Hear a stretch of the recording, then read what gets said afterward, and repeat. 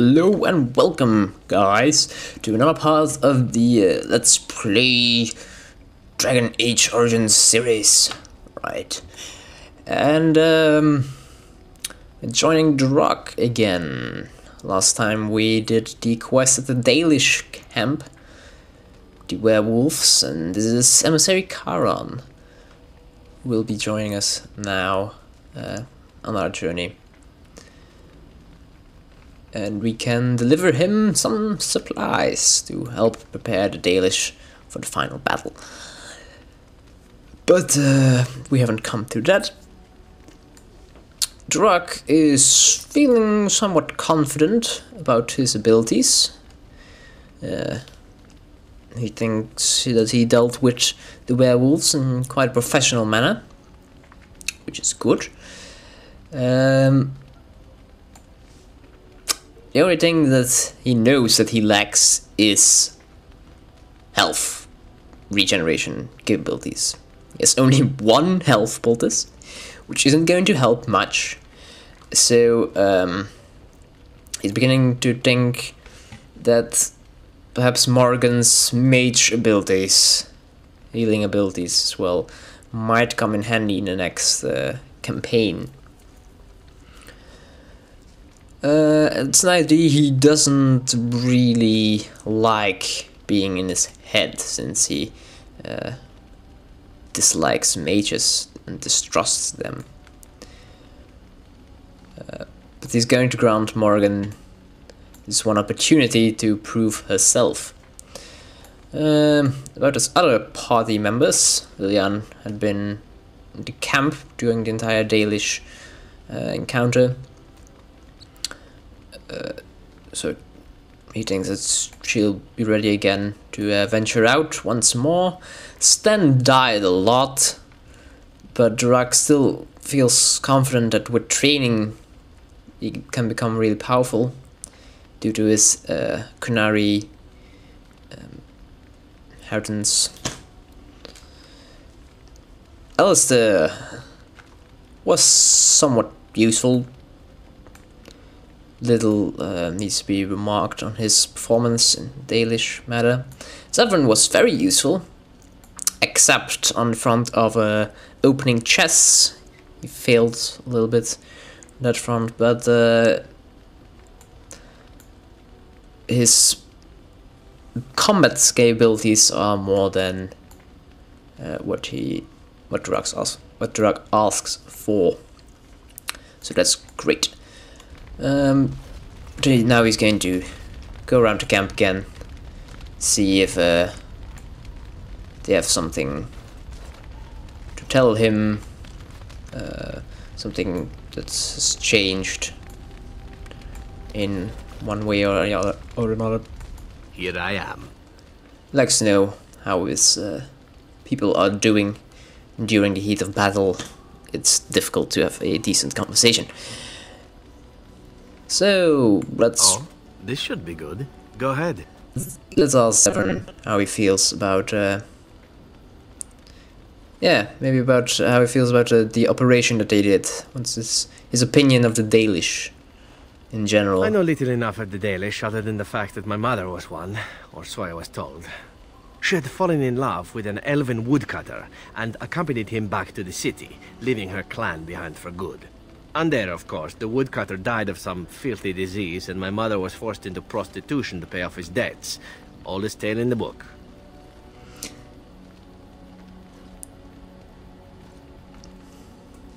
Was the woodcutter your father? How should I know? My mother was a whore, as you'll recall. None of the other elven boys in the whorehouse knew their fathers. I was not so unusual. I didn't know my mother either, of course. She died giving birth to me. My first victim, as it were. We were all raised communally by the whores. It was a happy enough existence, ignoring the occasional beating. Until eventually I was sold to the crows. I brought a good price, so I hear. It's quite an awful youth.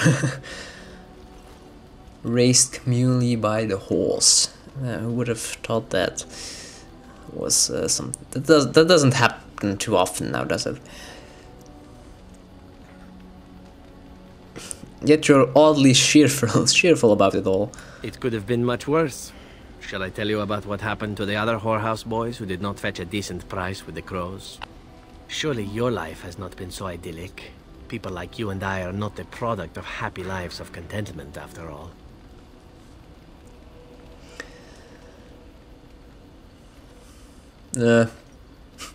True. My original point is that my mother's Dalish nature was always a point of fascination for me. Through all the years of my crow training, the one thing of my mother's that I possessed was a pair of gloves. They were of Dalish make, I knew that much, and beautiful. I had to keep them hidden, of course, as We already were not gave allowed that such things. pair. Eventually, they were discovered, and I never saw them again. Seven, you do realize that we already gave you these gloves, right? Never mind.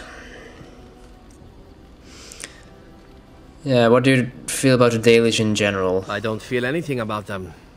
Oh, we heard about them in the city, even deep in Antiva. I even had the notion once to run off and join them. Naturally, the reality did not live up at all to the fantasies I had constructed as a boy, staring at those gloves. But such is life. Come, enough talk of the Dalish. Let us move on. Okay. Apparently has forgotten about the gloves. Too bad. Spock, how are you doing, boy? Why are you digging furiously at the ground at your feet?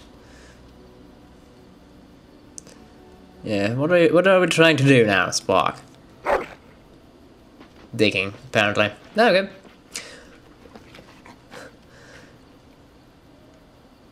Have fun.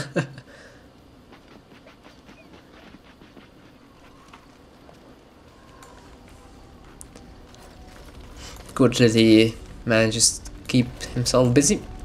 Elsa, what do you think? What do you need? Ask What do away. you think about Grey Wardens, perhaps? Such as they are. Right.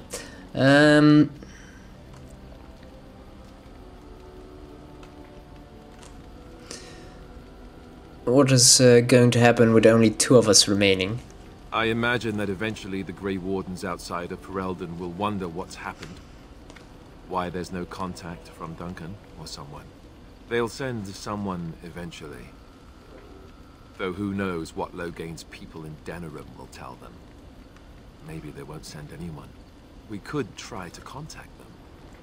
But that would mean leaving Ferelden, and even if we did, they couldn't come back with us in time to stop the Blight. So that means whatever happens, it's up to us. Wonderful.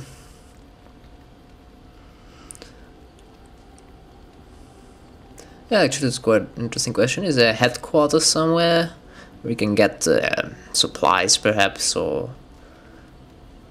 I don't know, something like that? Here in Ferelden, there's our compound in Denerim at the palace, but that's it.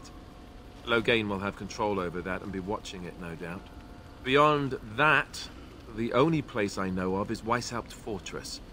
That's the headquarters of all Grey Wardens in the Anderfells, 1,000 miles from here. But I've no idea how to even contact them. So unless we try to get back to the compound in Denerim, I suppose the answer is no. There's nowhere for us to go. Wonderful. Okay. About the Grey Wardens, anyhow. Fair enough. What do you need? Might as well Ask ask him away. something else. Why did you remain a Templar if you hate the Chantry? It's a follow-up question to a discussion we had earlier. Have you seen the uniform? It's not only stylish, but well made. I'm a sucker for good tailoring. True.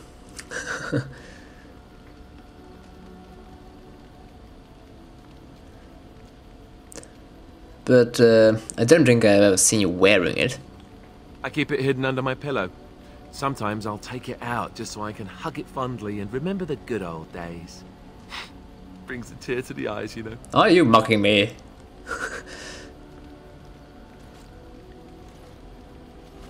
Do all Templars make these jokes, or is it just you?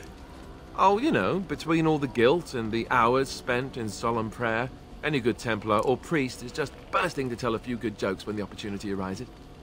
You don't really want to know about my being a Templar, do you? It's really quite boring. I don't know. It's sort of interesting dealing with mages and having them locked up in a tower and being skilled at combat versus them.